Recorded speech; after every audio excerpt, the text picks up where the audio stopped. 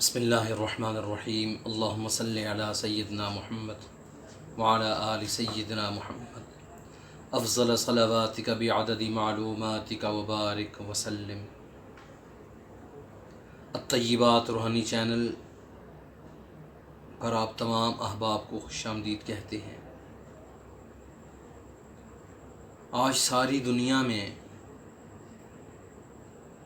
ہر آدمی رزق کے اعتبار سے پریشان ہے کہ رزق کی گھروں کے اندر کمی ہے۔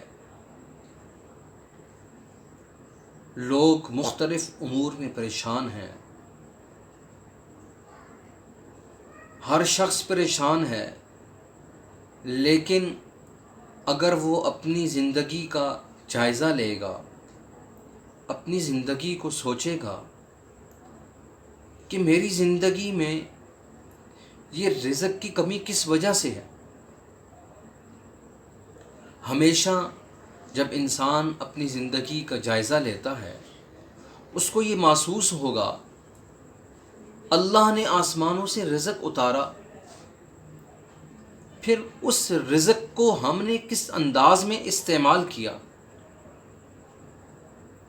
آج ہمیں اپنے دسترخوان کو ذہن میں رکھنا، اس کو آنکھوں کے سامنے رکھنا بڑا ضروری ہے کہ ہمارے دسترخوان پر اللہ نے مختلف انواع و اقسام کی چیزوں کو لا ڈالا۔ اب ہم نے ان چیزوں کا استعمال کیسے کرنا ہے۔ ہندوستان کے ایک بہت بڑے اللہ کے ولی، ان کے سامنے ایک اور اللہ کے ولی موجود ہیں، وہ دسترخوان اٹھانے لگے تو فرمایا بھائی دسترخوان جھاڑ کے آتے ہو؟ کہ جی حضرت دسترخوان جھاڑ کے آتا ہوں۔ فرمایا تمہیں دسترخوان جھاڑنے کا طریقہ اور سلیقہ پتہ ہے؟ کہا حضرت اٹھاؤں گا اور لے جاؤں گا۔ فرمایا بھائی دسترخوان جب اٹھاؤ گے تو اس کو اٹھانے کی ترتیب بھی ہے کہ تم نے اس دسترخوان پہ یہ دیکھنا ہے کہ جو بوٹی ہم نے کھا لی ہے، اب اس بوٹی میں سے جو تم نے اس کو استعمال کے بعد ایک طرف کر دیا، ایک حصہ وہ ہے کہ جو بالکل اس کے ساتھ تھوڑی سی چیز لگی ہوئی ہے، خالی ہڈی نہیں ہے، اس کے ساتھ لگا ہوا ہے، تم نے اس کو استعمال کر کے رکھ دیا۔ اس ہڈی کے ساتھ جو چیز ہے اس کو ایک طرف رکھنا ہے، پھر ایک وہ ہڈی ہے جو اس کے اوپر کوئی چیز نہیں ہے، اس کو ایک طرف رکھنا ہے، پھر اس کے بعد جو دسترخوان پر پرزے بچے ہوئے ہیں، چھوٹے چھوٹے ٹکڑے ہیں، ان کو ایک طرف رکھنا ہے، اور پھر اس کے بعد جو بالکل چھوٹے چھوٹے ٹکڑے ہیں ان کو تم نے الگ سے رکھنا ہے۔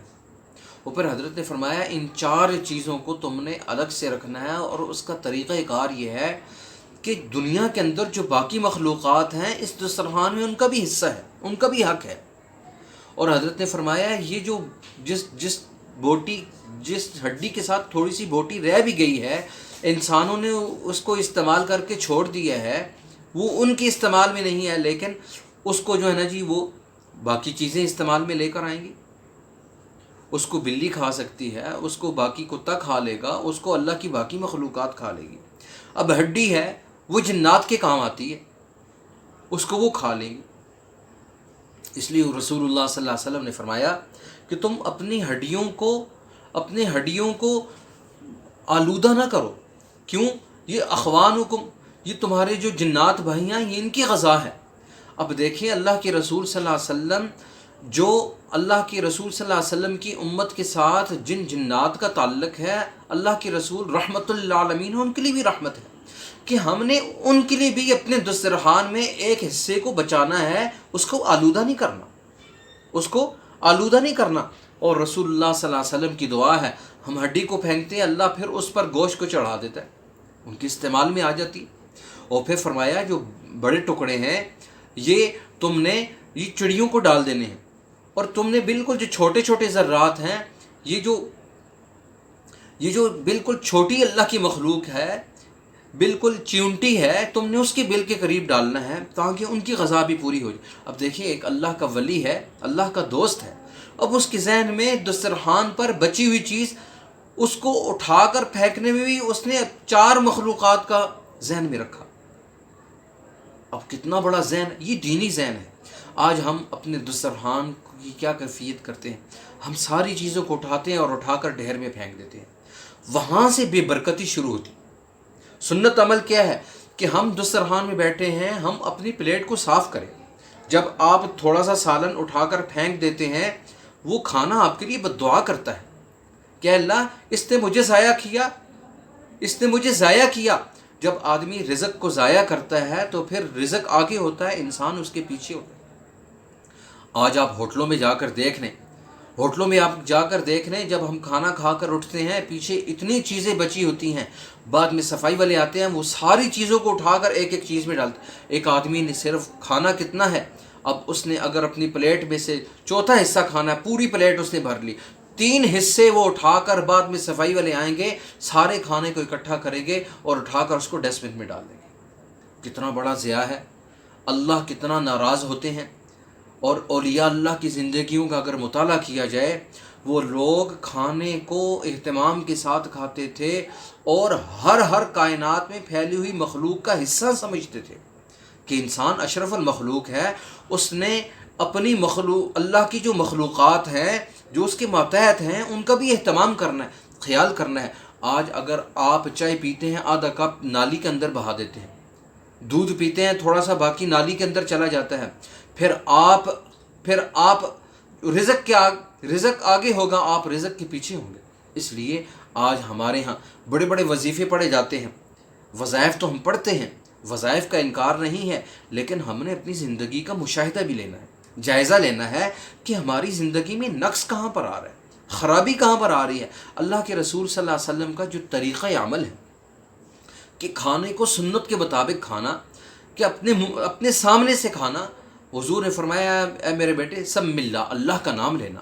جب انسان اللہ کا نام لے کر کھانا کھاتا ہے تو وہ سیر ہو جاتا ہے۔ فرمایا سم اللہ، اللہ کا نام لے، کل بھی یمینک، دائیں ہاتھ سے کھا، کل مما یلیک، جو تیرے سامنے ہے اس سے کھا، پوری پلیٹ میں تو ہاتھ پھیر رہا ہے۔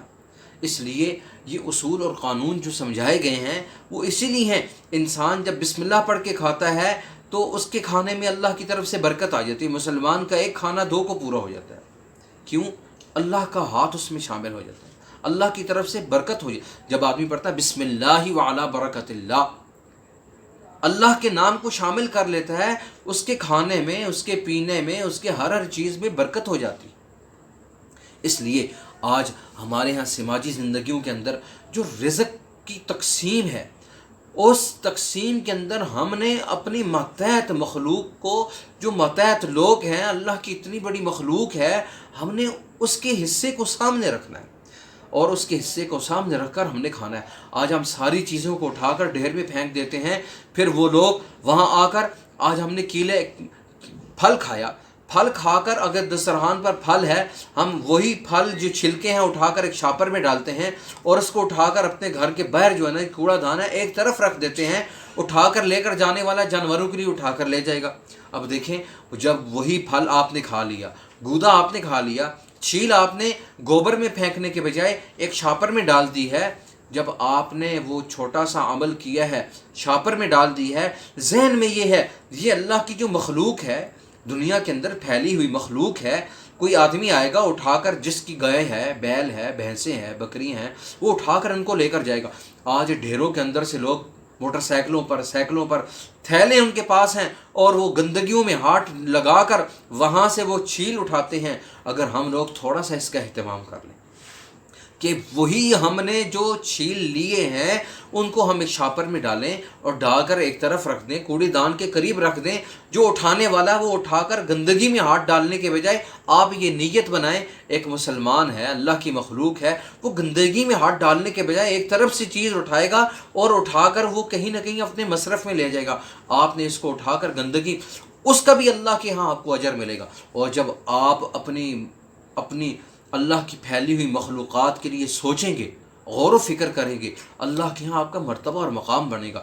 اور جب انسان رزق کو اس انداز میں، تو اپنے دسترخوان کو اللہ کے ولیوں کے بتائے ہوئے طریقے اور اسلوب کے مطابق صاف کرتا ہے، اللہ کے ہاں اس انسان کی حیثیت بنتی ہے، مرتبہ اور مقام بنتا ہے۔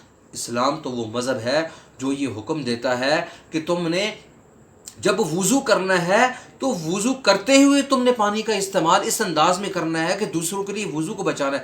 اس لیے دیکھیں شریعت نے کہا 3 دفعہ ایک عضو کو دھونا سنت ہے، چوتھی دفعہ دھونا وہ سنت نہیں ہے، وہ میری اور آپ کی مرضی ہے۔ اب حضور نے فرمایا ہے میرے صحابی، اگر تو نہر پر بھی بیٹھا ہوا ہے تب بھی تو اسراف نہ کر۔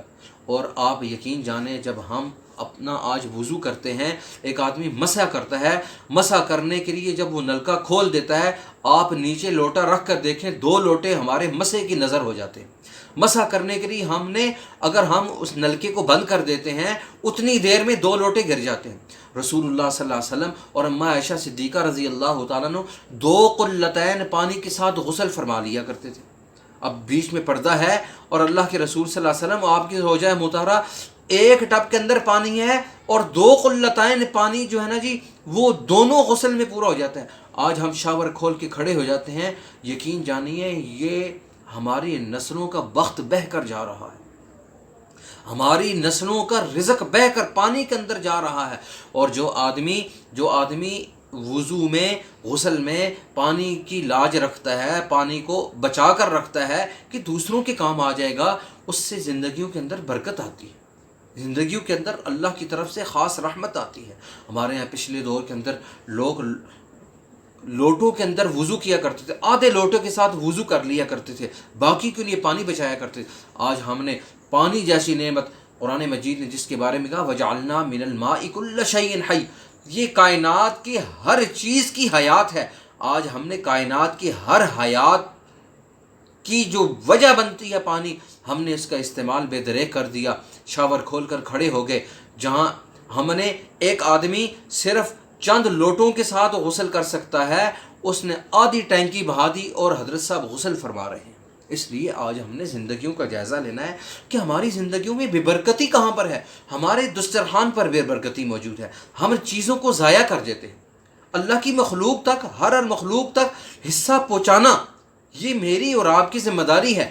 آج ہم اگر اس ذمہ داری کو سمجھ جائیں، یقین جانیے صرف آپ 15 دن اپنے بچوں کا، اپنے گھر والوں کا یہ ذہن بنائیں، 15 دنوں کے اندر آپ صرف اتنا کام کرنا ہے، دسترخوان پر بچی ہوئی چیزوں کو آپ نے نالی کی نظر نہیں کرنا، ڈھیر کی نظر نہیں کرنا، چھیلوں کو اٹھا کر شاپر میں ڈال کر ایک طرف رکھ دیں، وہی بکری کھا لے گی، وہ آپ کے لیے دعا کرے گی، اللہ کی طرف سے خاص رحمت آئے گی۔ اللہ مجھے اور آپ کو اس رزق کی اس برکت کو، اس مفہوم کو سمجھ کر زندگیوں میں ان اصولوں کو اپنانے کی توفیق نصیب فرمائے۔